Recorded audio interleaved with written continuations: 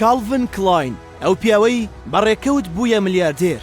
کالڤن کلاین یەکێکە لە باشترین بڕاندەکانی جیهان و زۆر بەمان لۆگۆکەمان بینیوە، بەڵامایە دەزانن کە لە پشت دامەزراندنی ئەم کۆمپانیا گەورەیەوە چیرۆکێکی سەرنجڕاکێشبوونی هەیە. کالڤن لە منداڵیدا خاوەنی کەسایەتیەکی زۆر شەرمن و گۆشەگیر بوو، هەرگیز تێکەڵاوی منداڵانی تر نەدەبوو، تەنها خەونی ئەوە بوو کە ببێتە دیزاینەرێکی بەناوبانگی جلوبەرگ.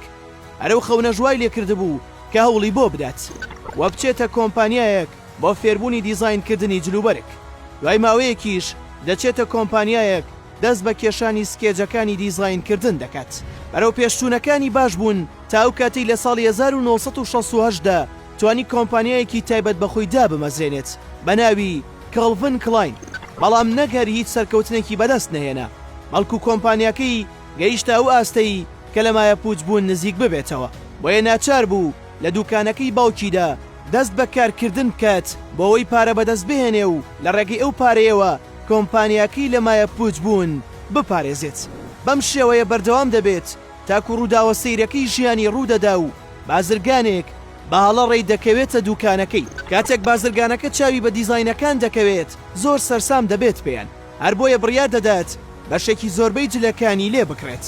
لە دوای ئەو ڕووداوەوە کۆمپانیاکە بەرەبەرە سەرنجی خەڵکی دەچێتە سەر، وە ئەویش کۆمپانیاکە فراوانتر دەکات، نەک تەنها لە بواری جلوبەرگدا بەڵکو لە بوارەکانی تریشدا دەست بە دیزاینکردن دەکات.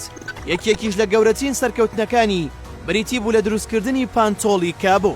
بەم شێوازە کالڤن بەردەوام بوو، هەنگاو بە هەنگاو بەرەو پێشەوە چوو تا ئەو کاتەی بوو بە یەکێک لە گەورەترین بڕاندەکان.